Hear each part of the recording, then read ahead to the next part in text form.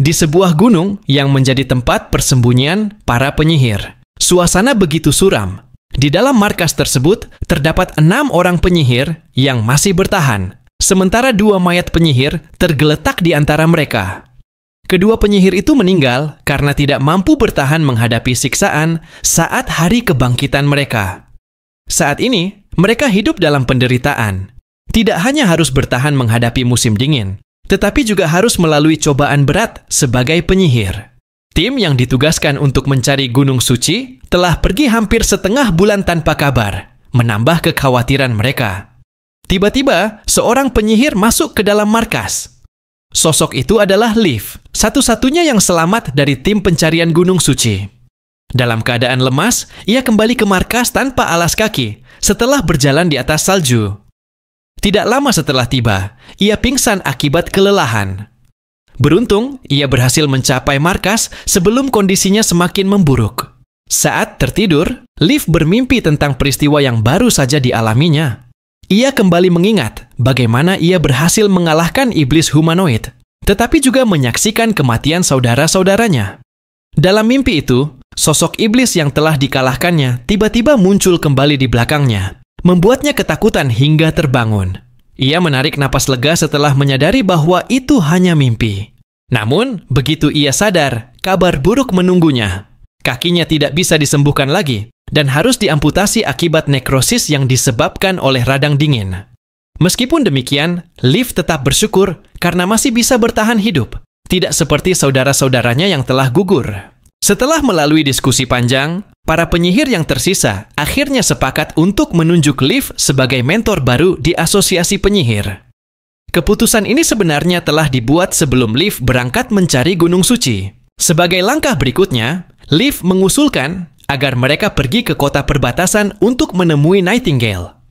Pernyataan ini mengejutkan banyak penyihir lain, karena mereka mengira Nightingale telah berbohong. Untuk itu, mereka memutuskan bahwa Liv akan menjadi orang pertama yang pergi ke sana. Jika ia tidak kembali atau mati di sana, maka Skrull akan ditunjuk sebagai mentor berikutnya. Meskipun Skrull tidak memiliki kemampuan bertarung, ia adalah saudari tertua dalam asosiasi dan telah lama berperan sebagai kakak bagi mereka semua. Jika ternyata perkataan Nightingale benar, maka keberadaan asosiasi penyihir tidak lagi dibutuhkan, dan kota perbatasan bisa jadi adalah Gunung Suci yang selama ini mereka cari. Di tembok kota perbatasan, pertempuran melawan binatang iblis masih berlanjut tanpa tanda-tanda akan berakhir. Namun, dibandingkan awal musim iblis, pasukan pertahanan kini jauh lebih terlatih dan mampu menghadapi binatang iblis dengan lebih efektif. Hal ini berkat penggunaan senjata api yang semakin banyak diproduksi. Seorang prajurit bernama Vanner baru saja kehilangan tombaknya yang patah, tetapi dengan cepat ia mendapatkan penggantinya. Persiapan mereka jauh lebih matang dibandingkan tahun sebelumnya. Dahulu, hanya Longsong Stronghold yang mampu bertahan dari serangan binatang iblis, tetapi kini keadaan telah berubah berkat kepemimpinan Pangeran Roland Wimbledon. Dahulu, pasukan ini hanya terdiri dari orang-orang buangan yang bergabung demi sebutir telur. Namun kini, mereka telah berubah menjadi pasukan yang gagah berani. Tiba-tiba, seekor binatang iblis tipe campuran muncul. Iblis tersebut berbentuk seperti singa, tetapi memiliki sayap kelelawar dan mampu terbang. Pangeran Roland segera memberikan perintah kepada para penyihir untuk bertindak. Lightning, Nightingale, dan Anna telah menyiapkan strategi untuk mengalahkan iblis ini. Rencana dimulai dengan Lightning yang bertugas menarik perhatian iblis tersebut dengan melempar batu. Iblis itu terpancing dan mulai mengejar Lightning. Sementara iblis itu sibuk mengejar, Anna dan Nightingale diam-diam mendekatinya menggunakan kemampuan Nightingale. Saat mereka telah berada dalam posisi yang tepat, Anna muncul dan melepaskan serangan terakhir. Dengan kekuatan sihir apinya, ia membakar iblis tersebut hingga tak tersisa.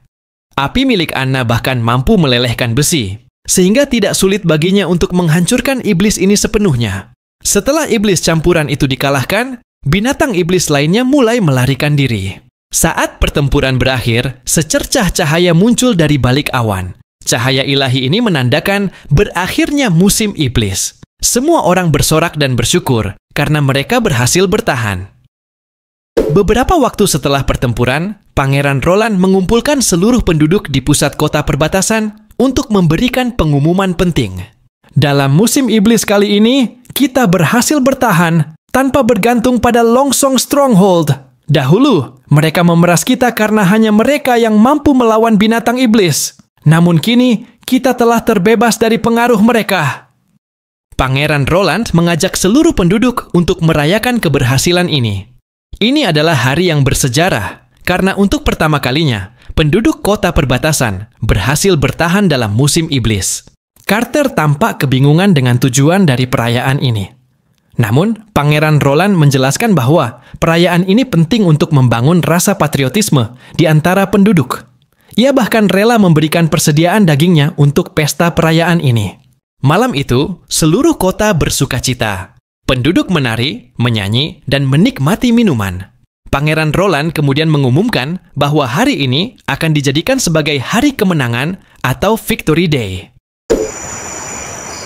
Sementara perayaan berlangsung di pusat kota, di dalam kastil, Pangeran Roland mengadakan pesta pribadi bersama para penyihir. Anna terlihat sedang memanggang ayam, sementara Nightingale sibuk memotong daging. Bagi para penyihir, ini adalah pertama kalinya mereka merasakan kebahagiaan seperti ini. Namun, suasana mendadak berubah ketika Lightning tiba-tiba mencium Pangeran Roland di depan semua orang. Tindakan ini mengejutkan semua yang hadir. Lightning, dengan santai, mengatakan bahwa hal seperti ini adalah sesuatu yang biasa dilakukan di kerajaannya. Anna yang melihat kejadian tersebut tampak murung. Malam itu, ia menunggu Pangeran Roland di depan kamarnya. Saat akhirnya mereka berdua bertemu, Anna mengatakan bahwa ia tidak seagresif Lightning. Karena itu, ia ingin melakukannya di saat tidak ada orang lain di sekitar. Tanpa banyak kata, mereka akhirnya berciuman. Sementara itu, Wendy duduk di kasurnya sambil membaca, tenggelam dalam pencarian informasi mengenai asal-usul gereja suci. Ia ingin mengetahui alasan mengapa gereja begitu gigih memburu para penyihir. Namun, meskipun telah membaca berbagai buku sejarah, ia tidak menemukan kejelasan mengenai asal-usul mereka. Malam itu, Nightingale kembali ke kastil setelah mengantar Nana pulang. Namun, pikirannya tidak tenang. Ia terus memikirkan kejadian sebelumnya, terutama perbuatan Lightning yang mencium Pangeran Roland di depan semua orang. Menyadari kegelisahan Nightingale, Wendy segera menyadari sesuatu yang lebih dalam. "Kau menyukai Pangeran Roland, bukan?" tanya Wendy, menatap Nightingale dengan serius. Nightingale terdiam sejenak sebelum mengalihkan pandangannya. Wendy melanjutkan, "Namun, kau harus ingat bahwa Roland bukan pria biasa. Ia adalah seorang pangeran yang suatu hari nanti akan menjadi raja. Seorang raja harus memiliki keturunan, dan itu berarti ia akan menikahi seorang wanita bangsawan." Nightingale terkejut mendengar kata-kata itu. Namun, yang lebih mengejutkan adalah kalimat berikutnya yang keluar dari mulut Wendy. "Kita, para penyihir, tidak bisa memiliki keturunan," ujar Wendy dengan nada lirih. "Dewa memberikan kita kekuatan, tetapi juga mengambil sesuatu dari kita, kemampuan untuk melahirkan." Kenyataan ini belum diketahui oleh Pangeran Roland. Namun, cepat atau lambat, ia pasti akan mengetahuinya. Saat perayaan penduduk selesai, beberapa anggota tim meriam terlihat membersihkan sampah yang berserakan di sekitar kota. Di antara mereka, Vanner berdiri sambil memandangi langit malam yang tenang. Musim iblis telah berakhir, dan banyak yang mengira bahwa tugas mereka sebagai pasukan hanya bersifat sementara. Mereka mulai berpikir untuk kembali bekerja di tambang seperti sebelumnya. Namun, Vanner memiliki pandangan berbeda. "Kita tidak hanya dilatih untuk menjadi pasukan sementara," katanya. "Aku yakin Pangeran Roland memiliki rencana yang lebih besar untuk kita." Keesokan harinya, seluruh pasukan dikumpulkan oleh Iron Axe, komandan militer mereka. Pada hari itu, sebuah pengumuman penting disampaikan. Mereka diangkat menjadi pasukan utama Pangeran Roland Wimbledon.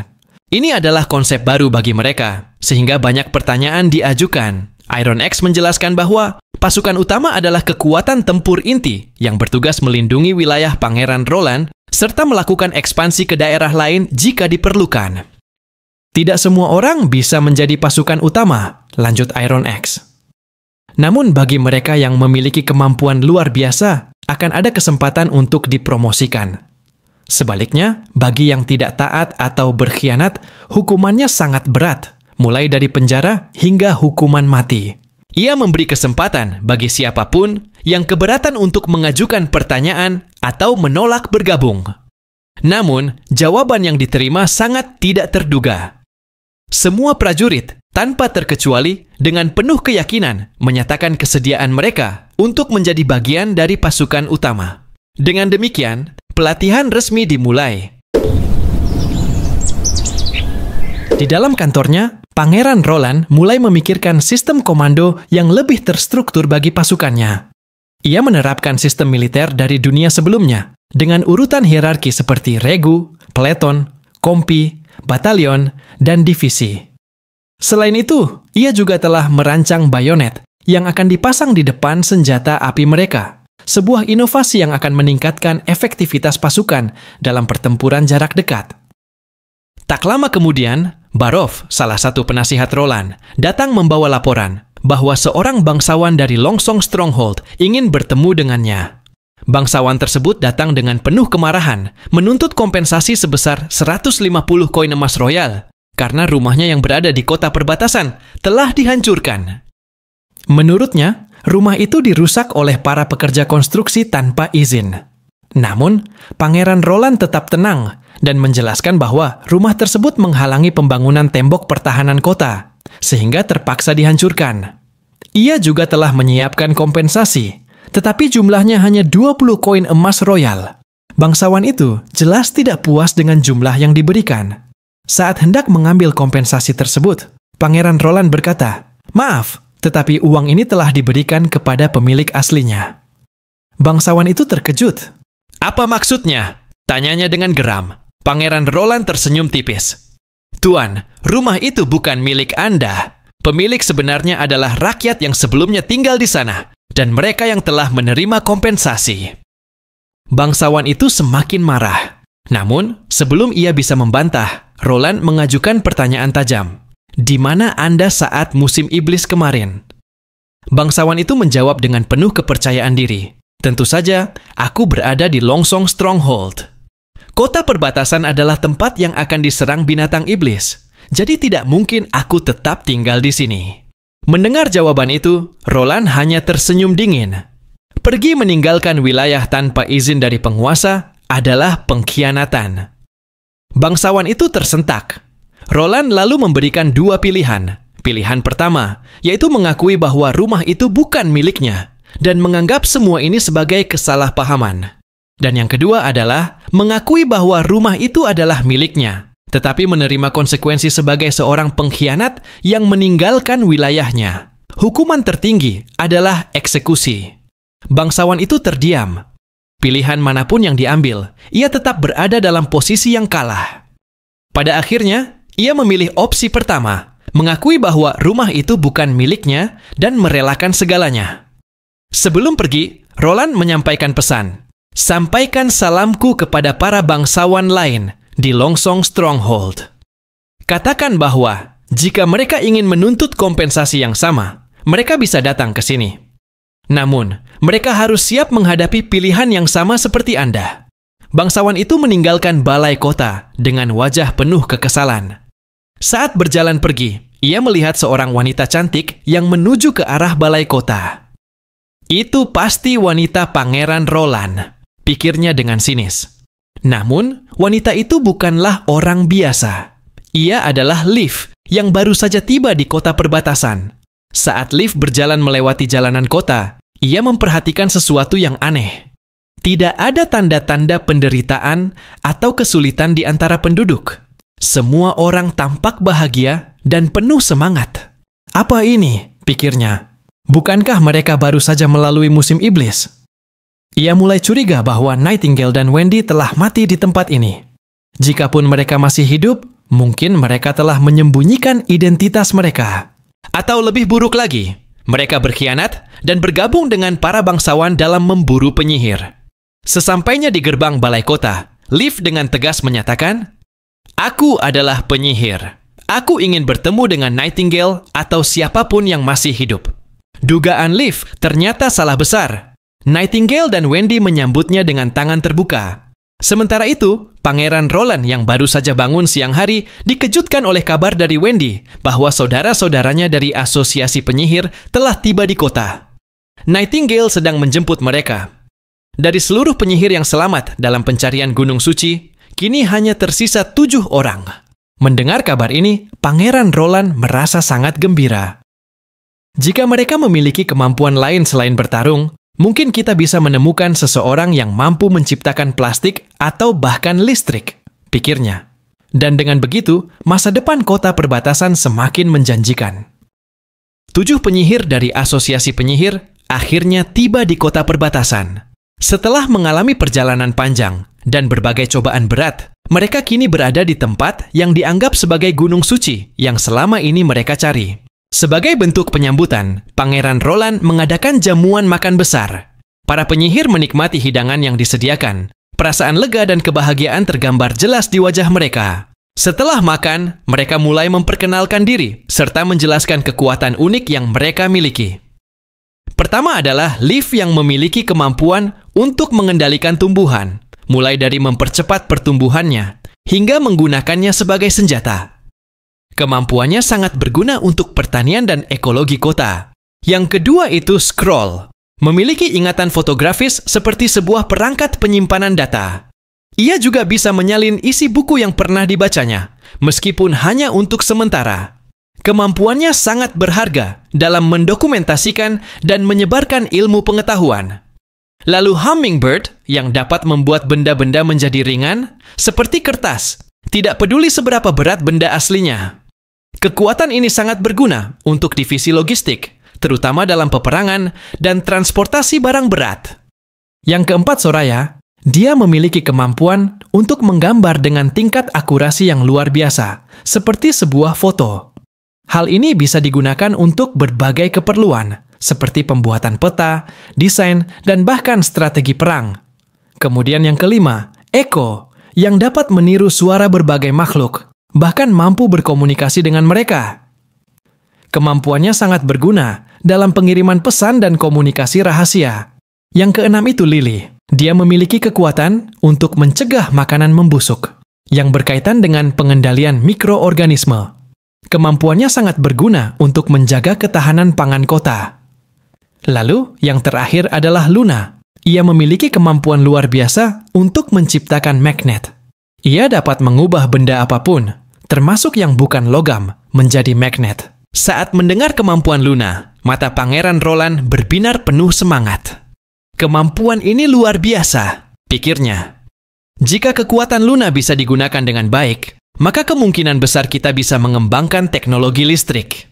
Pangeran Roland, yang di dunia sebelumnya memiliki pengetahuan teknik, langsung membayangkan bagaimana kemampuan ini dapat dikembangkan dengan konsep kelistrikan berdasarkan teori Faraday, Gauss, Ampere, Maxwell, dan ilmuwan besar lainnya. Kedatangan para penyihir ini semakin memperjelas visinya untuk membangun kota perbatasan menjadi pusat peradaban yang maju. Setelah memahami berbagai kemampuan unik yang dimiliki para penyihir, Pangeran Roland mulai merancang sistem klasifikasi untuk mengelompokkan mereka. Yang pertama, penyihir dengan kekuatan internal. Mereka yang memiliki kekuatan yang berasal dari dalam tubuh dan kebal terhadap batu dewa, batu anti sihir. Seperti Nightingale dengan kemampuannya menjadi tak kasat mata. Kemudian, yang kedua itu penyihir dengan kekuatan terapan. Kemampuan mereka tampak secara langsung dan bisa digunakan untuk berbagai keperluan. Sayangnya, kekuatan ini bisa dihentikan oleh batu dewa. Sebagai contoh Anna dengan sihir apinya, Wendy dengan sihir angin, serta Nana yang memiliki kekuatan penyembuhan. Lalu yang terakhir adalah penyihir dengan kekuatan pengikat. Mereka memiliki kemampuan untuk menanamkan kekuatan mereka pada benda lain. Prosesnya lambat dan melelahkan, tetapi benda yang terkena kekuatan ini menjadi kebal terhadap batu dewa. Seperti Luna dengan kekuatan magnetnya, serta Hummingbird yang bisa mengurangi berat benda. Dengan klasifikasi ini, Pangeran Roland bisa lebih mudah mengatur strategi untuk memanfaatkan kekuatan penyihir dalam berbagai aspek pembangunan dan peperangan. Setelah menyelesaikan pembagian ini, ia tersenyum puas dan berkata, "Mulai sekarang, ini akan membuatku semakin sibuk." Pada malam itu, para penyihir berkumpul di sebuah ruangan. Wendy dan Nightingale memberikan penjelasan mengenai cara melewati hari kebangkitan tanpa rasa sakit. Mereka menyampaikan bahwa satu-satunya metode yang terbukti efektif adalah dengan terus melatih kekuatan sihir secara berkala. Dengan demikian, energi sihir dalam tubuh akan terkuras secara bertahap, sementara kapasitasnya akan meningkat. Selama ini, karena diburu oleh gereja, mereka tidak memiliki kesempatan untuk melakukan latihan secara terbuka. Kini, dengan kebebasan yang diberikan oleh Pangeran Roland, mereka dapat membagikan informasi ini kepada para penyihir lain yang tersebar di 2 kerajaan lainnya. Namun, di antara mereka masih terdapat kebingungan mengenai alasan Pangeran Roland menerima keberadaan mereka. Salah seorang penyihir bahkan beranggapan bahwa hal itu semata-mata untuk kepuasan pribadi sang pangeran. Setelah diskusi tersebut selesai, Wendy meminta semua penyihir untuk kembali ke kamar masing-masing dan beristirahat. Keesokan harinya, Pangeran Roland mengumpulkan semua penyihir dan meminta mereka untuk menandatangani kontrak kerja.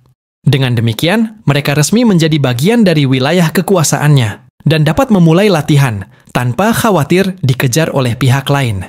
Meskipun beberapa dari mereka merasa khawatir akan menarik perhatian yang tidak diinginkan, Pangeran memastikan bahwa mereka akan mendapatkan perlindungan yang cukup.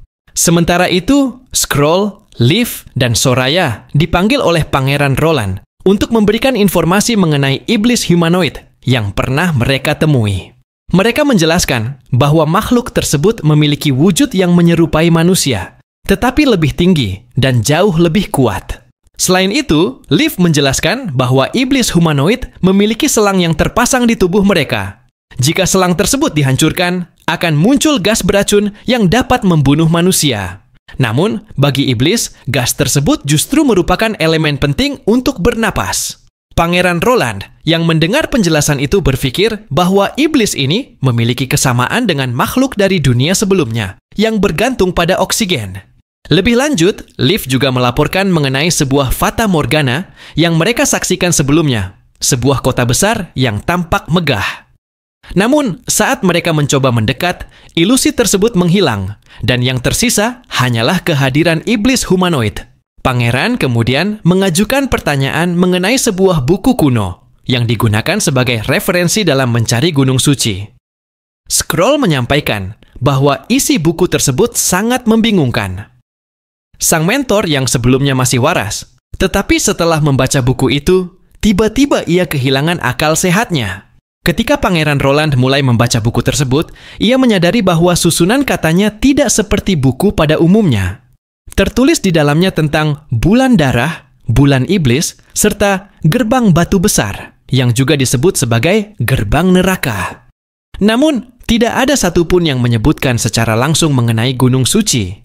Setelah membaca dengan saksama, Pangeran menyimpulkan bahwa pada masa lalu, pasukan gereja pernah berperang melawan para penyihir dan mengalami kekalahan.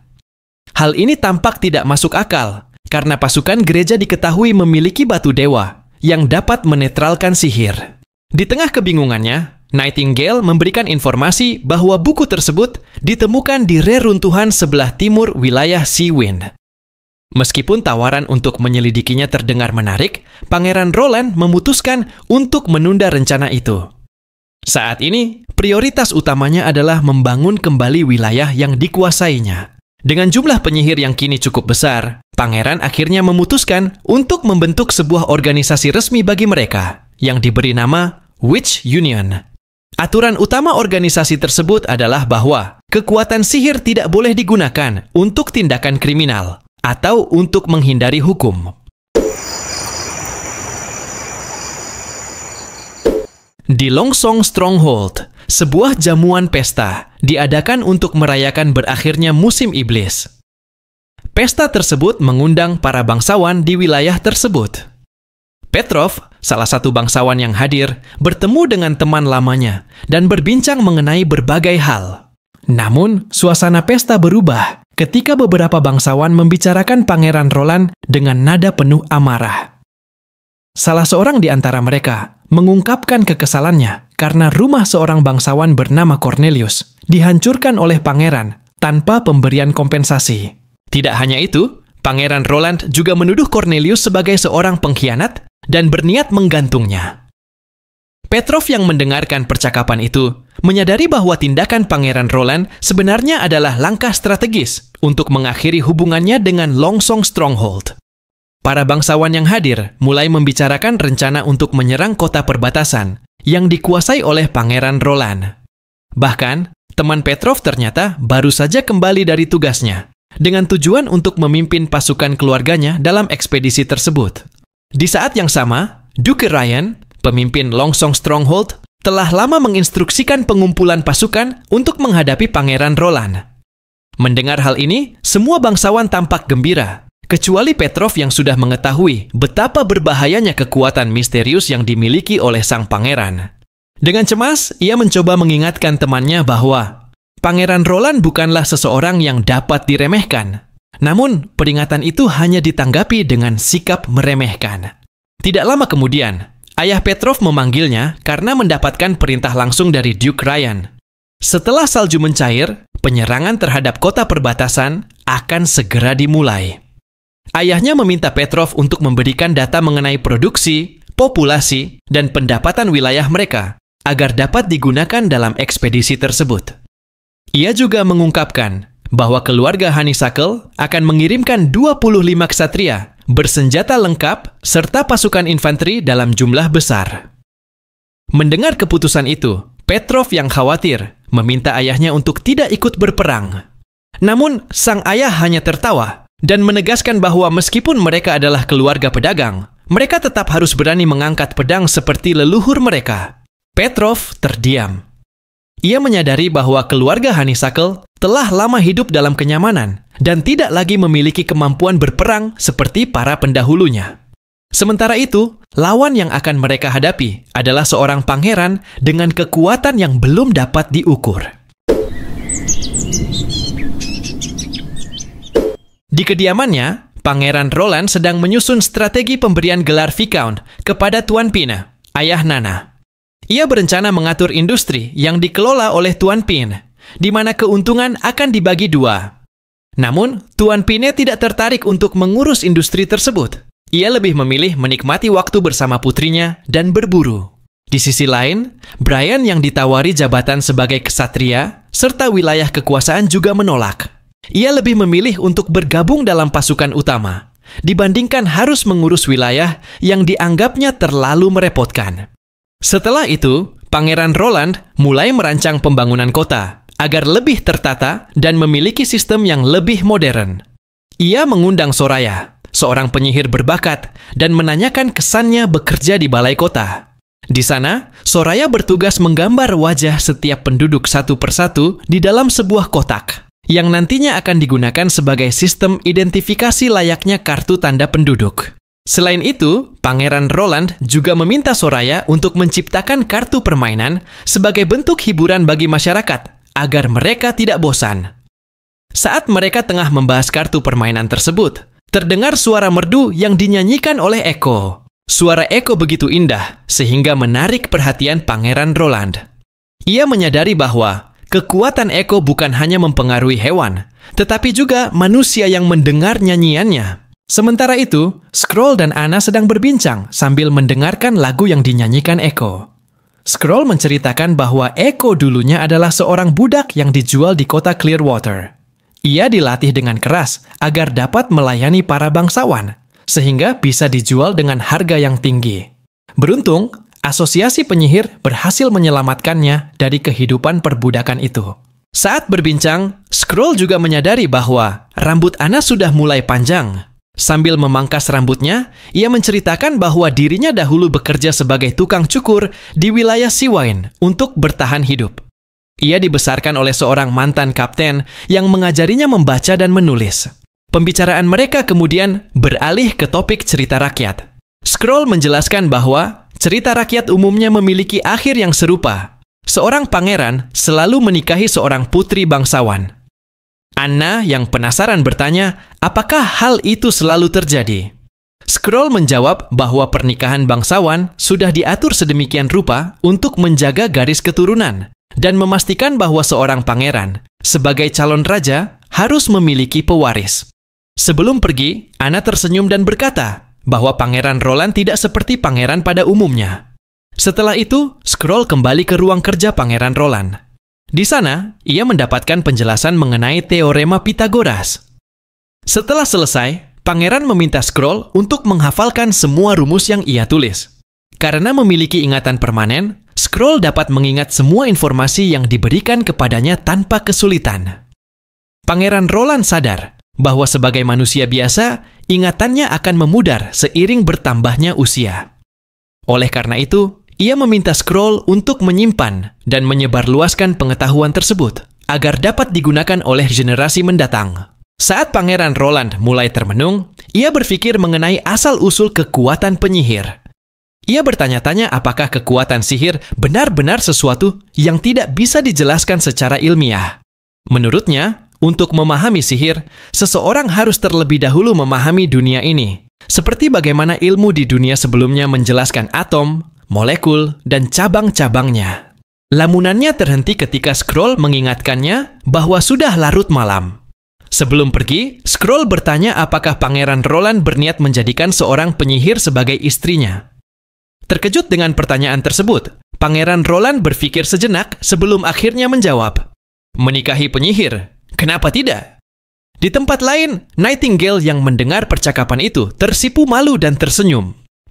Keesokan harinya, pasukan utama mulai berlatih menggunakan bayonet. Mereka telah berkembang pesat dibandingkan sebelum musim dingin dan kini dapat diandalkan sebagai pasukan elit. Pangeran Roland datang bersama Echo untuk memberikan pengumuman penting. Namun, tiba-tiba, Iron Axe tampak berperilaku aneh. Carter segera bersiaga untuk melindungi Pangeran Roland, tetapi yang terjadi justru di luar dugaan. Iron Axe bukannya menyerang, melainkan bersujud di hadapan Echo. Ternyata, Echo adalah pemimpin klan Osha di masa lalu. Kakaknya, yang merupakan ketua klan sebelumnya, dikalahkan dalam duel oleh pemimpin klan lain. Sesuai tradisi setempat, ketika seorang ketua klan kalah, seluruh penduduk klan tersebut akan menjadi budak bagi pihak yang menang. Saat itu, Echo mengalami nasib tragis. Ia dilatih untuk menari dan bernyanyi agar dapat dijual dengan harga tinggi kepada para bangsawan. Di sisi lain, Iron Axe yang masih muda tidak dapat berbuat apa-apa saat Echo dibawa pergi oleh klan pemenang.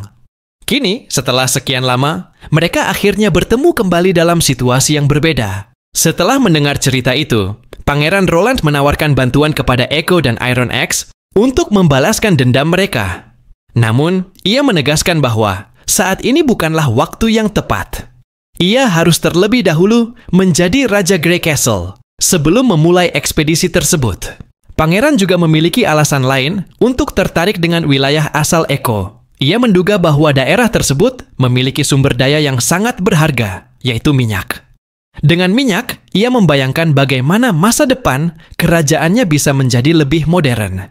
Namun, tindakan Iron Axe hari itu dianggap sebagai pelanggaran disiplin. Sebagai konsekuensinya, ia dijatuhi hukuman penjara selama 2 hari. Meskipun demikian, Iron Axe menerima hukumannya dengan taat karena ia adalah komandan pasukan utama. Ketika Pangeran Roland kembali ke lapangan, para prajurit yang masih berlatih mulai berbincang mengenai nasib Iron Axe. Mereka berharap bahwa hukuman yang diberikan kepadanya tidak terlalu berat. Namun, Pangeran segera menegaskan kembali bahwa kedisiplinan adalah elemen utama dalam pasukan. Setiap pelanggaran harus mendapatkan hukuman sesuai dengan ketentuan yang telah ditetapkan. Mulai hari itu, Echo bergabung dalam pelatihan pasukan dengan menggunakan kekuatannya untuk menyanyikan lagu-lagu penyemangat. Lagu-lagunya memberikan motivasi dan meningkatkan semangat juang pasukan. Di tempat yang jauh, 3 penjaga tembok tiba-tiba terkena hujan panah. Pasukan musuh telah menyerang secara tiba-tiba. Penyerangan ini dipimpin oleh Timothy Wimbledon, yang sedang berkonflik dengan saudarinya, Gracia Wimbledon. Kali ini, ia menyerang benteng Gracia pada dini hari, dengan keyakinan bahwa pasukan saudarinya tidak siap menghadapi serangan mendadak. Ketika memasuki benteng, ia menemukan bahwa tempat itu tampak sepi tanpa ada tanda-tanda perlawanan. Timothy menduga bahwa Gracia telah melarikan diri. Dengan penuh percaya diri, ia melanjutkan serangan dan menancapkan bendera kerajaan Grey Castle di benteng tersebut. Namun, saat ia mengira semua berjalan sesuai rencana, pasukan besar tiba-tiba muncul dari kejauhan. Mereka adalah pasukan Gracia yang telah bersiap untuk pertempuran besar melawan Timothy Wimbledon. Sementara itu, di dalam kota, sekelompok pasukan Timothy yang telah masuk ke Clearwater merasa kebingungan. Mereka tidak menemukan pasukan yang menjaga tembok kota. Ketika mereka mulai memasuki kota, dengan penuh kewaspadaan, mereka mencium bau yang tidak enak. Saat mencari sumber bau tersebut, mereka melihat cairan hitam mengalir di selokan. Mereka melanjutkan inspeksi ke gereja, tetapi tidak menemukan apapun. Emas dan dokumen-dokumen penting telah lenyap. Tiba-tiba, seorang prajurit berteriak panik dan melaporkan bahwa gudang di bagian utara telah terbakar. Kobaran api yang membakar gudang di kota Clearwater tidak kunjung padam. Para prajurit berusaha memadamkannya, tetapi semakin disiram air, api justru semakin membesar. Mereka segera menyadari bahwa air telah digantikan dengan minyak, membuat api tak dapat dipadamkan dengan cara biasa. Situasi yang semakin genting membuat pasukan Timothy panik. Mereka mencurigai bahwa ini adalah ulah penyihir dan menuduh bahwa Putri Gracia bekerja sama dengan para penyihir untuk menjebak mereka. Dengan keadaan yang semakin terdesak, beberapa pasukan berusaha menerobos kobaran api menggunakan batu dewa yang diyakini dapat melindungi mereka dari sihir. Pemimpin mereka, Duke Francis, adalah orang pertama yang berhasil keluar dari kobaran api. Namun, saat ia menoleh ke belakang, ia menyadari bahwa tidak ada seorang pun yang berhasil selamat. Duke Francis pun menyadari sesuatu yang mengejutkan. Api yang membakar gudang bukanlah sihir, melainkan api sungguhan. Oleh karena itu, batu dewa yang mereka andalkan sama sekali tidak memberikan perlindungan. Dengan perasaan putus asa, ia berusaha mencari perlindungan di luar, mengira bahwa ia telah selamat. Namun, begitu ia keluar, ia justru dihadang oleh seseorang yang telah menunggunya. Sosok tersebut adalah seorang pejuang dari gurun, sama seperti Iron Axe. Ia memiliki kekuatan luar biasa, dan tanpa ampun, ia mengayunkan pedangnya, memenggal kepala Duke Francis seketika. Di medan pertempuran utama, pertempuran antara pasukan Timothy dan pasukan Gracia berlangsung sengit. Pada awalnya, kedua kubu terlihat seimbang, meskipun pasukan Timothy tampak lebih unggul. Namun, keseimbangan itu berubah drastis ketika Gracia mengeluarkan kartu asnya, pasukan dari wilayah gurun Soldermost. Pasukan Timothy sangat terkejut dengan kemunculan mereka. Mereka tahu betul bahwa orang-orang gurun memiliki kekuatan yang luar biasa, berbeda dengan manusia pada umumnya. Jika Pangeran Roland merekrut para penyihir, maka Putri Gracia merekrut para pejuang dari gurun. Pertempuran yang awalnya seimbang kini berubah menjadi pembantaian. Pasukan Timothy yang tidak siap menghadapi kekuatan luar biasa itu akhirnya terdesak. Dalam waktu singkat, pasukan Timothy hampir habis tanpa sisa. Meskipun pada awalnya Timothy masih percaya bahwa ia dapat membalikkan keadaan dengan taktik baru, pada akhirnya ia harus menerima kenyataan. Ia memilih untuk mundur dan bertekad membalas kekalahan ini di masa depan. Sementara itu, Pangeran Roland telah mempersiapkan strategi untuk menghadapi serangan dari Longsong Stronghold. Ia sadar bahwa setelah musim salju berakhir, pasukan dari Longsong Stronghold akan segera menyerang kota perbatasan. Namun, ia sangat yakin akan kemenangan, mengingat pasukannya memiliki persenjataan modern, berupa senjata api dan meriam, sesuatu yang tidak dimiliki musuhnya. Yang menjadi kebingungannya bukanlah bagaimana memenangkan perang, tetapi apa yang harus ia lakukan setelah merebut Longsong Stronghold. Berbeda dengan kota perbatasan yang lebih tenang, Longsong Stronghold adalah kota yang lebih kompleks dengan berbagai sumber daya yang penting untuk perkembangan wilayahnya. Di tengah pemikirannya, Lightning datang dengan membawa laporan bahwa pasukan Longsong Stronghold telah mulai bergerak. Dengan laporan ini, persiapan perang pun segera dimulai. Di pihak musuh, Duke Ryan secara langsung memimpin pasukan dalam ekspedisi menuju kota perbatasan. Pasukannya telah berjalan seharian penuh dan diperkirakan akan tiba di kota perbatasan pada pagi hari. Beberapa bawahannya menyarankan agar mereka beristirahat terlebih dahulu sebelum menyerang. Namun, Duke Ryan menolak dan berkata bahwa ia lebih memilih tidur di dalam kastil kota perbatasan dibandingkan beristirahat di tempat terbuka. Para bangsawan yang ikut serta masih meremehkan kekuatan pasukan kota perbatasan. Mereka beranggapan bahwa meskipun kota tersebut mampu bertahan dari serangan binatang iblis karena memiliki tembok yang kokoh, melawan pasukan manusia adalah hal yang berbeda. Mereka yakin kemenangan berada di pihak mereka. Duke Ryan kemudian merenungkan situasi politik di kerajaan. Dengan Timothy dan Gracia yang tengah berperang, dan dengan kota perbatasan yang akan segera jatuh ke tangannya, ia berpikir bahwa ini adalah kesempatan baginya untuk menjadi raja di wilayah barat. Saat pasukannya tiba di depan kota perbatasan, mereka segera mengirim pesan kepada Pangeran Roland untuk menyerah. Namun, tidak ada jawaban yang diberikan. Mereka pun mulai mengintai kondisi pertahanan kota. Dari kejauhan, terlihat bahwa jumlah pasukan yang menjaga kota sangat sedikit. Dengan penuh rasa percaya diri, pasukan Longsong Stronghold segera melancarkan serangan. Namun, di sisi lain, tim meriam kota perbatasan telah bersiap menyambut serangan musuh. Para prajurit yang awalnya hanya petani dan penambang sempat merasa minder melawan pasukan dari Longsong Stronghold. Namun, mereka saling menyemangati satu sama lain, meyakini bahwa Pangeran Roland yang mereka kenal kini adalah pemimpin yang berbeda dari sebelumnya. Mereka yakin akan meraih kemenangan. Sorakan semangat bergema di seluruh kota. Pangeran Roland mengawasi jalannya pertempuran dari atas tembok bersama Iron Axe dan Carter. Mereka menunggu sinyal dari Lightning untuk memulai tembakan. Setelah Lightning memastikan bahwa pasukan musuh telah memasuki jarak tembak yang optimal, ia memberikan sinyal, lalu tembakan pertama dilepaskan.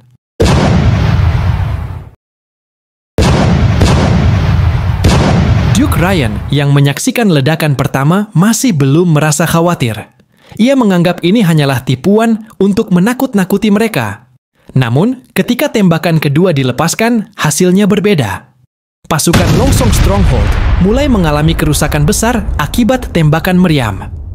Meskipun banyak pasukannya yang tewas dalam serangan tersebut, Duke Ryan tetap bersikeras untuk maju.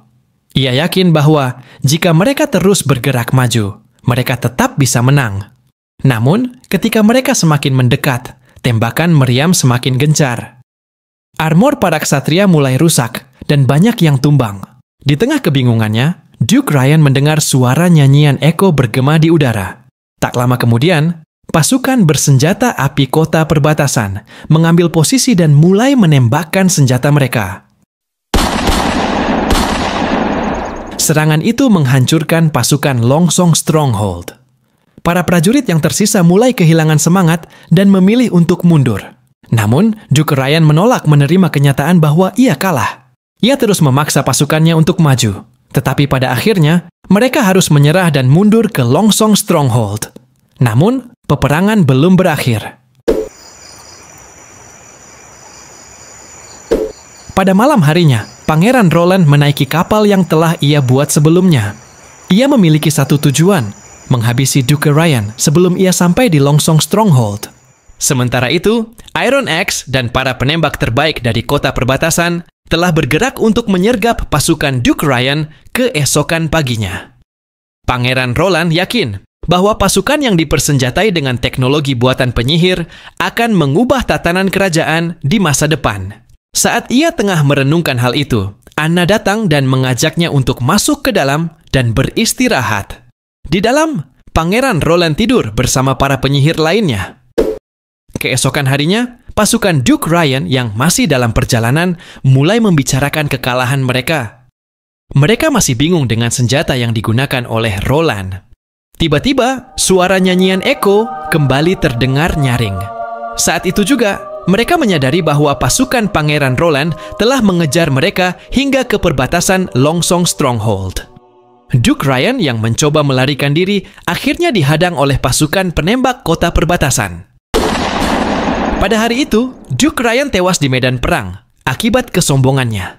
Pangeran Roland berhasil memenangkan peperangan. Setelah kemenangan yang gemilang, Pangeran Roland dan pasukannya berhasil menguasai Longsong Stronghold. Semua tahanan perang segera dikumpulkan, dan Pangeran Roland memasuki kastil utama yang kini telah jatuh ke tangannya. Di dalam kastil, ia menemukan harta yang melimpah. Banyak sekali koin emas yang sebelumnya merupakan simpanan para bangsawan, terutama milik Duke Ryan. Melihat jumlah kekayaan yang begitu besar, Pangeran Roland merasa sangat puas. Tak lama kemudian, Petrov dari keluarga Honeysuckle datang menghadap. Ia mengetahui bahwa Duke Ryan telah kalah dan ayahnya kini menjadi tahanan perang. Dengan penuh rasa tanggung jawab, Petrov menawarkan tebusan berupa uang dalam jumlah besar untuk membebaskan ayahnya. Namun, Pangeran Roland tidak tertarik dengan uang. Ia lebih membutuhkan hewan ternak dan pekerja untuk mendukung perkembangan wilayahnya. Petrov awalnya kebingungan dengan permintaan ini. Namun, setelah berpikir sejenak, ia menyadari bahwa keluarganya memiliki persediaan ternak yang cukup banyak. Masalah utama adalah bagaimana mendapatkan pekerja dalam jumlah besar. Pangeran Roland kemudian memberikan batas waktu 1 hari kepada Petrov untuk membuat keputusan. Ia juga menjelaskan bahwa jika Petrov ingin menebus ayahnya, maka ia harus memenuhi syarat yang telah ditentukan. Setelah pembicaraan itu selesai, Pangeran Roland memutuskan bahwa beberapa hari kemudian ia akan kembali ke kota perbatasan. Petrov yang masih berada di sana bertanya-tanya mengapa Pangeran Roland tidak menetap di Longsong Stronghold dan memilih kembali ke kota kecil di perbatasan. Jika ia meninggalkan kota ini, siapa yang akan mengelolanya? Diam-diam, Petrov merasa tertarik untuk mengambil alih pengelolaan Longsong Stronghold. Mengetahui niat Petrov, Pangeran Roland mengajukan beberapa pertanyaan kepadanya. Pertama, bagaimana rencananya jika menghadapi orang-orang yang menentangnya? Kedua, bagaimana perkiraan pendapatan dan pajak bulanan kota ini? Ketiga, bagaimana ia akan mengelola perdagangan serta masalah barang dan material? Petrov yang tidak siap dengan pertanyaan-pertanyaan itu hanya bisa terdiam. Ia tidak tahu harus menjawab apa. Setelah Petrov pergi, Nightingale muncul dari bayangan dan memberitahu Pangeran Roland bahwa jawaban Petrov sebelumnya tulus dan ia tidak berbohong. Nightingale kemudian bertanya mengapa Pangeran Roland tidak memilih tinggal di Longsong Stronghold saja. Pangeran Roland menjelaskan bahwa kota ini tidak fleksibel seperti kota perbatasan. Selain itu, pengaruh gereja di Longsong Stronghold masih sangat kuat. Jika para penyihir hidup berdampingan dengan warga di sini, kemungkinan besar akan terjadi ketegangan yang dapat membahayakan mereka. Ia juga mengingatkan bahwa janjinya kepada para penyihir adalah memberikan mereka tempat yang aman dan bebas untuk hidup. Tak lama setelah percakapan itu, seorang pendeta besar dari gereja datang untuk memberkati Pangeran Roland atas kemenangannya melawan Duke Ryan. Pendeta itu menegaskan bahwa gereja tidak akan ikut campur dalam urusan duniawi selama pemimpin yang berkuasa dapat meningkatkan kesejahteraan rakyatnya. Ia bahkan menawarkan dukungan kepada Pangeran Roland. Menurutnya, dibandingkan Timothy dan Gracia yang terus berperang dan menimbulkan kekacauan, Pangeran Roland adalah pemimpin yang lebih layak didukung karena memiliki nilai moral yang tinggi. Sebagai tanda kerjasama, pendeta tersebut menyerahkan sebuah kotak berisi obat hasil produksi kota suci. Ia menyampaikan bahwa jika Pangeran Roland setuju untuk bekerja sama dengan gereja, ia dapat menghubungi mereka kapan saja. Setelah pendeta itu pergi, Pangeran Roland dan Nightingale segera memeriksa obat yang diberikan.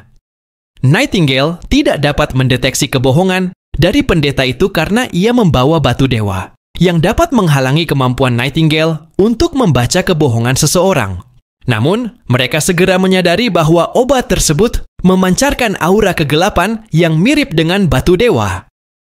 Oleh karena itu, Pangeran Roland memutuskan untuk mengujinya terlebih dahulu sebelum mengambil keputusan lebih lanjut. Ia berencana menguji obat itu pada salah satu tahanan yang akan dijatuhi hukuman mati. 3 hari kemudian, Pangeran Roland dan rombongannya kembali ke kota perbatasan. Ia menyerahkan pengelolaan Longsong Stronghold kepada keluarga Honeysuckle dengan Petrov sebagai pemimpin utama. Saat tiba di kota perbatasan, Pangeran Roland langsung mencium bau yang tidak sedap. Ia segera mengetahui bahwa bau tersebut berasal dari kotoran manusia karena banyak penduduk yang masih buang air sembarangan. Tanpa menunda waktu, ia segera mengeluarkan perintah untuk membangun toilet umum dan menetapkan aturan larangan buang air sembarangan. Selain itu, ia memutuskan untuk mengumpulkan kotoran tersebut dan menggunakannya sebagai pupuk untuk pertanian. Menggunakan kotoran sebagai pupuk adalah konsep baru bagi penduduk di zaman ini. Saat mendengar rencana ini, Barov dan Carter membayangkan bagaimana mereka harus menyiram kotoran ke tanaman. Mereka juga membayangkan diri mereka memakan hasil panennya, yang seketika membuat mereka merasa mual dan ingin muntah. Namun, dengan bantuan Liv yang memiliki kemampuan mempercepat pertumbuhan tanaman, penggunaan pupuk alami ini ternyata sangat efektif dalam meningkatkan hasil pertanian. Pangeran Roland merasa bahwa ini adalah langkah besar dalam meningkatkan ketahanan pangan di kota perbatasan. Pada malam harinya, Nightingale tertangkap basah oleh Wendy saat keluar dari kamar Pangeran Roland. Wendy segera mengingatkan bahwa sebagai penyihir, mereka tidak ditakdirkan untuk menikahi manusia. Namun, Nightingale membalas dengan pertanyaan, apa salahnya? Ia juga mengingatkan Wendy bahwa Pangeran Roland sendiri pernah berkata bahwa ia tidak keberatan menikahi seorang penyihir. Percakapan mereka berlanjut ke pembahasan mengenai tawaran kerja sama dari gereja. Meskipun Pangeran Roland belum mengambil keputusan, gereja telah memberikan obat misterius yang katanya dikembangkan di kota suci. Nightingale kemudian bertanya kepada Wendy mengenai gereja, karena ia tahu bahwa Wendy pernah diasuh oleh mereka di masa lalu. Dengan nada serius, Wendy mulai menceritakan kisah kelamnya. Di masa kecilnya, ia dan banyak anak perempuan lain dikumpulkan di sebuah tempat oleh gereja. Beberapa dari mereka adalah yatim piatu, sementara yang lain telah dijual oleh keluarganya. Mereka diajarkan sopan santun, menyanyi, dan membaca, agar saat dewasa, mereka dapat menjalani hidup yang lebih baik di luar. Semua berjalan seperti biasa selama 10 tahun, hingga pada suatu hari terjadi peristiwa yang mengubah segalanya. Wendy dibawa oleh gurunya ke sebuah ruangan dan dikunci di dalamnya. Di sana, ia melihat beberapa pria tua sedang bersenang-senang dengan gadis-gadis lain yang sebelumnya dibawa ke tempat itu. Saat tiba gilirannya, Wendy merasa putus asa dan pasrah. Namun, tiba-tiba salah satu gadis yang terikat di ruangan itu berhasil melepaskan diri dan menyerang para pria tua dengan sekali tinju. Dalam sekejap, pria-pria itu tewas di tempat. Ternyata, gadis tersebut adalah seorang penyihir. Yang lebih mengejutkan, ia tetap bisa menggunakan kekuatannya meskipun ada batu dewa di ruangan itu. Saat itu, Wendy baru menyadari bahwa gadis itu adalah penyihir extraordinary. Penyihir luar biasa yang kekuatannya tidak dapat ditekan oleh batu dewa. Tak lama setelah itu, para penjaga gereja masuk ke dalam ruangan untuk mengalahkan penyihir tersebut. Namun, semuanya sia-sia. Penyihir itu membantai mereka dalam sekejap, dan tidak ada yang mampu mengalahkannya. Dengan memanfaatkan kesempatan itu, Wendy dan gadis tersebut berhasil melarikan diri. Setelah berkelana selama 2 tahun, kekuatan Wendy akhirnya bangkit. Sementara itu, gereja menutupi kejadian tersebut dengan laporan palsu tentang kebakaran, serta berhenti mencari anak-anak perempuan yang melarikan diri. Masa lalunya yang kelam membuat Wendy semakin yakin bahwa gereja tidak bisa dipercaya. Dan kini, mereka kembali muncul dengan tawaran kerja sama yang mencurigakan.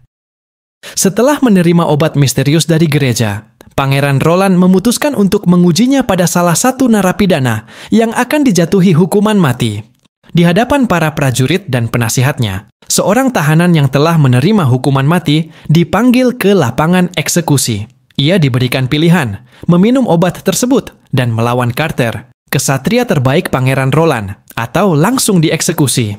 Dengan harapan bisa bertahan hidup, tahanan itu memilih meminum obat tersebut. Begitu obat masuk ke dalam tubuhnya, efeknya langsung terlihat. Otot-ototnya menegang, napasnya memburu, dan tatapannya berubah liar. Ia langsung menyerang Carter dengan kecepatan dan kekuatan yang jauh melampaui manusia biasa. Carter yang berpengalaman dalam pertarungan pun terkejut dengan peningkatan kekuatan tahanan itu. Walaupun ia masih bisa mengimbangi lawannya, jelas terlihat bahwa obat itu memberikan efek luar biasa, meningkatkan stamina dan mengurangi rasa sakit. Namun, situasi berubah ketika tahanan itu secara tidak sengaja melihat Pangeran Roland yang mengawasi dari atas. Matanya memancarkan kegilaan, dan tanpa berpikir panjang, ia berlari menuju Roland dengan kecepatan luar biasa. Para prajurit yang berjaga segera bereaksi. Beberapa dari mereka menembakkan senjata api, tetapi peluru-peluru itu tampaknya tidak memberikan efek signifikan. Tahanan itu terus maju tanpa rasa takut. Saat ia hampir mencapai Pangeran Roland, tiba-tiba tubuhnya terhenti. Dalam sekejap, Anna dan Nightingale bergerak cepat. Anna menggunakan kekuatannya untuk membakar tahanan itu, sementara Nightingale muncul dari bayangan dan ikut menyerangnya. Kemudian, tahanan itu tewas seketika. Setelah itu, Pangeran Roland mencurigai alasan gereja mengembangkan obat tersebut, yaitu untuk menguasai benua dan menjadikan sekelompok prajurit biasa sebagai senjata pemusnah. Pangeran kemudian mengadakan kelas bersama Skrull, Anna, dan Nightingale. Pada saat itu, Pangeran Roland tidak fokus mengajar, melainkan memikirkan rencana pengembangan senjata berikutnya, seperti breech loader dan peluru, karena senjata sebelumnya belum menggabungkan antara mesiu dan proyektil, dan mekanisme penembakannya masih menggunakan bara api. Selain itu, pada tahun ini, Pangeran Roland akan fokus pada pendidikan produksi pertanian, memprioritaskan kebutuhan penduduk. Tak lama kemudian, Skrull menegur Pangeran dan mengakhiri pembelajaran malam itu. Terlihat Nightingale, yang memang cenderung lebih mengandalkan otot daripada otak, tidur di sofa. Setelah kelas selesai, Anna berendam dalam air panas dan teringat akan Pangeran Roland yang berjanji membuatkan shower, keran, bak mandi, dan lain-lain untuknya. Menurut Anna, rakyat jelata sudah sangat beruntung jika bisa mandi sekali dalam sebulan. Lalu, Anna memikirkan apa yang diajarkan Pangeran Roland mengenai partikel yang menyusun alam semesta dan bagaimana hal itu diterapkan dalam sihirnya. Setelah fokus sejenak, ia mendapati bahwa kekuatannya telah berubah lagi. Dari yang awalnya api hijau, kini ia bisa mengeluarkan api hitam. Keesokan harinya, Pangeran Roland yang sedang bermimpi tentang robot, tiba-tiba dibangunkan oleh Nightingale, yang memberitahunya bahwa kekuatan sihir Anna telah berubah lagi. Pangeran Roland yang baru bangun masih terkejut dan berkata bahwa Anna telah melewati hari kebangkitannya. Namun, ternyata ada perubahan lain setelah dewasa. Mereka segera bergegas untuk menemui Anna. Di ruangan itu, Anna menjelaskan bagaimana caranya membangkitkan kekuatan tersebut. Ia menjelaskan secara rinci tentang ucapan Pangeran Roland mengenai partikel, hubungan antar partikel, serta rumus lingkaran, dan sebagainya. Selain itu, ia juga dapat memanipulasi kekuatannya untuk membentuknya menjadi kotak, benang segitiga, dan lain-lain. Bahkan, ia bisa memanipulasi kekuatannya untuk membuat sisi-sisi yang berbeda suhunya pada saat yang bersamaan. Melihat itu, Pangeran Roland kagum pada Anna. Pelajaran yang telah ia ajarkan selama ini membantu perkembangan kekuatannya, dan ia memutuskan untuk mewajibkan semua penyihir untuk ikut belajar bersama dengan Skrull sebagai gurunya. Pangeran Roland kemudian menginterview mantan kesatria Longsong Stronghold. Setelah perebutan, mereka menjadi kesatria tanpa tuan, dan Pangeran Roland mengajak mereka bekerja untuknya. Mereka memiliki berbagai hobi dan bakat, seperti beternak ayam, menjadi guru, dan lain-lain. Apapun hobi mereka, Pangeran Roland akan mendukungnya selama itu memberikan manfaat bagi kota perbatasan. Bagi yang tidak memiliki bakat, mereka akan bekerja di tambang, yang sudah dilengkapi dengan mesin uap. Kesatria berikutnya bernama Ferlin Eltek. Saat baru bergabung, ia langsung berterima kasih atas serangan Pangeran Roland ke Longsong Stronghold. Ternyata, penyebabnya adalah Duke Ryan, yang sering melakukan kebejatan, ditambah istrinya Ferlin dipaksa melakukan hal yang tidak senonoh oleh Duke Ryan. Pangeran Roland menetapkan pekerjaan Ferlin sebagai guru, karena ia adalah orang yang terpelajar dan pintar, serta cocok untuk menjadi guru. Ferlin memiliki teman yang sudah tua dan akan bekerja di tambang. Ia meminta Pangeran Roland untuk memindahkan temannya ke pekerjaan lain, dengan imbalan peta harta karun. Pangeran Roland setuju dengan kesepakatan tersebut.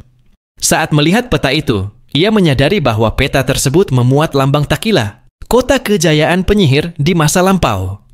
Pangeran Roland segera berdiskusi dengan Skrull. Ia yakin bahwa peta tersebut menunjukkan lokasi reruntuhan kota peradaban kuno, yang dijelaskan dalam buku milik mentor beliau dahulu. Mereka percaya bahwa nantinya reruntuhan itu akan mengungkap kebenaran tentang gereja, iblis, dan berbagai hal lainnya.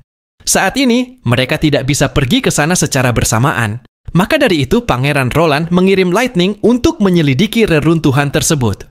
Setelah itu, Pangeran Roland meminta Scroll untuk mengajarkan alfabet. Dan sebelum itu, Scroll diberikan kacamata agar terlihat lebih seperti seorang guru yang sebenarnya. Keesokan harinya, Pangeran Roland berdiskusi dengan Anna dan Nightingale mengenai industri yang akan dikembangkan ke depannya. Dengan kemampuan Anna yang kini telah berkembang, memotong logam dengan akurasi tinggi menjadi lebih mudah. Namun, ada masalah mengenai pengukuran. Anna mengukur sepanjang 15 langkah, sementara Nightingale hanya mengukur 10 langkah. Pangeran Roland baru menyadari bahwa di dunia ini belum ada satuan baku, seperti yang ada di dunia kehidupannya sebelumnya, yang sangat penting sebagai dasar dari ilmu pengetahuan. Adegan berpindah ke pelabuhan Clearwater, markas Gracia Wimbledon. Berkat pertempuran sebelumnya, Gracia mendapat keuntungan, dan banyak kota yang akan bekerja sama dengannya. Dipastikan bahwa ke depannya, Gracia akan mengungguli Timothy dalam perebutan tahta Grey Castle. Namun, entah kenapa Gracia terlihat murung.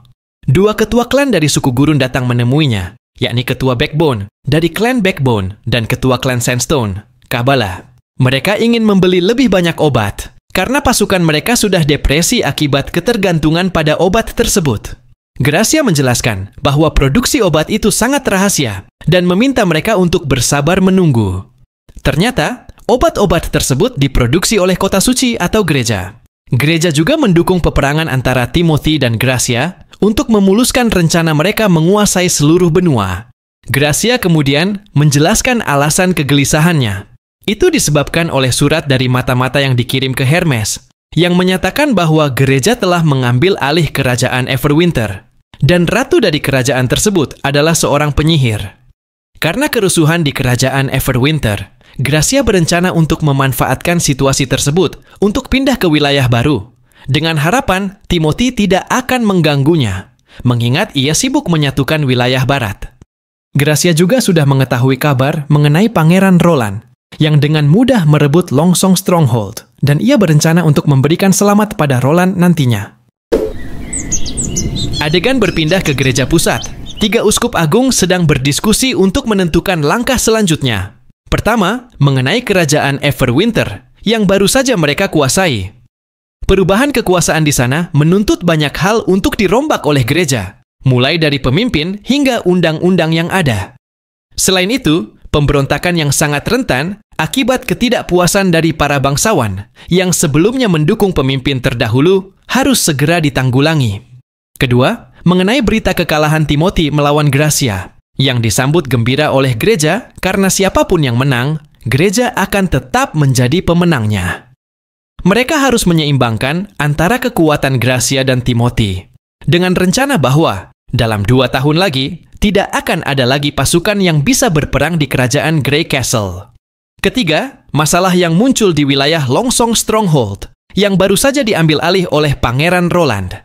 Mereka bingung bagaimana Roland bisa merebut Longsong Stronghold, mengingat seluruh kerajaan tahu siapa Pangeran Roland sebenarnya. Meskipun mereka beranggapan Roland memiliki kekuatan besar, laporan dari Bishop Heather berbeda. Laporan tersebut menyebutkan bahwa ada keterlibatan penyihir dalam peristiwa ini. Lalu berpindah ke kota perbatasan, Pangeran Roland mendiskusikan pendirian Kementerian Pertanian.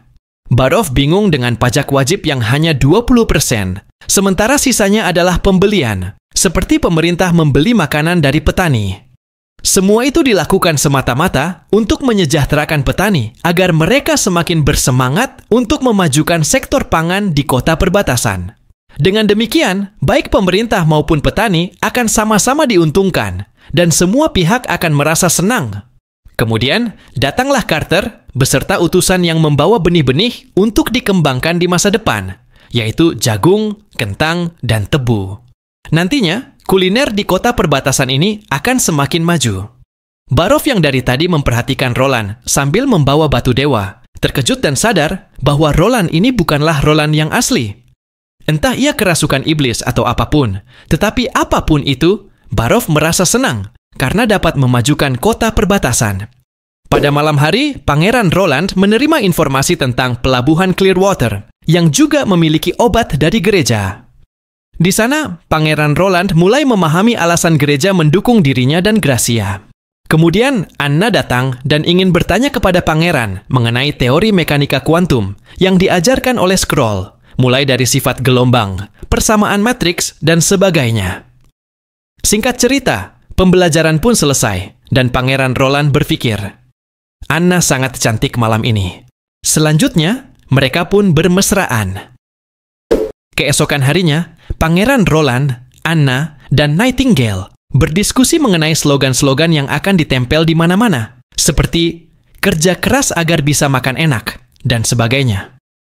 Tujuan dari slogan-slogan tersebut adalah agar kata-kata itu tertanam dalam mindset para pekerja, dan nantinya dapat meningkatkan semangat kerja mereka.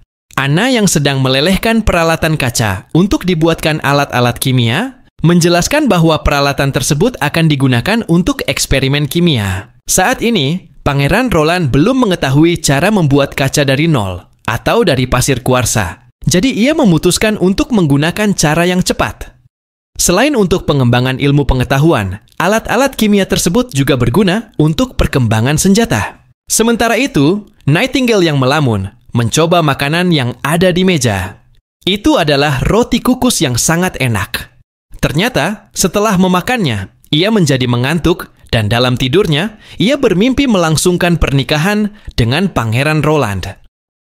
Kembali berpindah pada gereja pusat, para bishop sedang merencanakan penyerangan kedua wilayah, yaitu pertama kerajaan Wolfheart dan kedua kota perbatasan. Namun, karena kekuatan pasukan difokuskan ke kerajaan Wolfheart, mereka hanya mengutus sekelompok orang untuk pergi ke kota perbatasan, dipimpin oleh pendeta Mira. Mereka ke sana untuk menyelidiki kecurigaan mengenai penyihir dan status mereka yang memilih untuk tinggal di sana. Jika dipikirkan tentang sikap Pangeran Roland yang mesum, mungkin saja awalnya ia tergila-gila dengan kecantikan para penyihir dan berakhir menjadi budak mereka. Selain itu, berita tentang kota perbatasan yang merekrut penyihir secara terang-terangan telah tersebar, membuktikan bahwa mereka ingin melawan gereja. Di tempat lain, ada seseorang yang sedang disiksa oleh seorang wanita cantik. Ternyata wanita itu adalah seorang penyihir, dan mereka sedang menginterogasi pembawa berita yang disuruh Pangeran Roland untuk menyebarkan informasi tentang Witch Union yang ada di kota perbatasan. Nama utusan Roland tersebut adalah Theo. Ia menjelaskan semuanya kepada para penyihir, mulai dari Gunung Suci hingga nama-nama penyihir yang ada di sana, seperti Wendy, Nightingale, dan lain-lain. Tiba-tiba datanglah penyihir ketiga, yang merupakan penyihir senior. Ia mengatakan bahwa jika Witch Union benar-benar ada, mustahil bagi mereka untuk menyebarkan lokasinya secara terang-terangan, kecuali mereka memang memiliki kekuatan untuk menandingi gereja. Mereka pun memutuskan untuk segera pergi dan mengunjungi kota perbatasan, serta menitipkan salam pada seseorang bernama Tilly. Di sisi lain, Lightning sedang melakukan ekspedisi sesuai perintah Pangeran Roland untuk menyelidiki reruntuhan kuno yang terdapat dalam peta yang diberikan oleh Verlin. Lightning menelusuri lokasi tersebut, namun setelah lama berputar-putar, hujan pun turun. Beruntung, ia menemukan sebuah menara yang sudah terbengkalai dan berteduh di sana. Namun, ia malah teralihkan dengan keinginan untuk menjelajahi lebih dalam.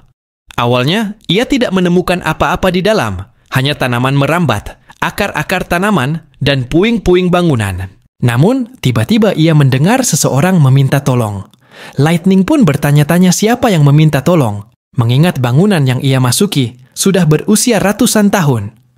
Meskipun awalnya takut, dengan jiwa petualangnya, ia melanjutkan rasa penasarannya. Tak disangka, ia menemukan sesuatu yang paling menakutkan sepanjang hidupnya, yaitu bertemu dengan iblis humanoid. Ia terdiam dan terkejut. Sementara itu, Pangeran Roland sedang bernegosiasi dengan Margaret Farman, seorang pedagang dari King City. Mereka membicarakan mengenai mesin uap, dan Margaret sangat tertarik untuk membeli sebanyak 10 unit. Jika harga satu unit adalah 50 emas, maka totalnya akan mencapai 500 emas. Namun, Margaret mengenakan kalung yang berisi batu dewa, sehingga Nightingale tidak dapat mendeteksi apakah perkataan Margaret benar atau tidak. Meskipun demikian, kepribadian Margaret yang sangat penasaran mirip dengan Lightning. Tiba-tiba, Margaret dan Pangeran Roland terkejut melihat sesuatu yang aneh di jendela. Ternyata itu adalah Lightning. Ia langsung masuk dan, anehnya, Margaret tahu dan mengenal Lightning. Bahkan ikut khawatir seolah ia adalah keluarganya. Setelah itu, Lightning langsung dibawa ke kamar untuk beristirahat. Singkat cerita, setelah bangun, Lightning dikelilingi oleh yang lainnya dan ditanya apa yang sebenarnya terjadi. Lightning menceritakan tentang lokasi yang ia temukan dan tentang iblis humanoid yang ada di sana. Ia juga mendengar suara orang yang meminta pertolongan. Mendengar cerita itu, mereka semua terkejut, bertanya-tanya siapa sebenarnya penyihir yang tinggal di reruntuhan berusia 4,5 abad tersebut. Terlepas dari siapa yang terjebak, mereka sepakat bahwa penyihir tersebut harus segera diselamatkan.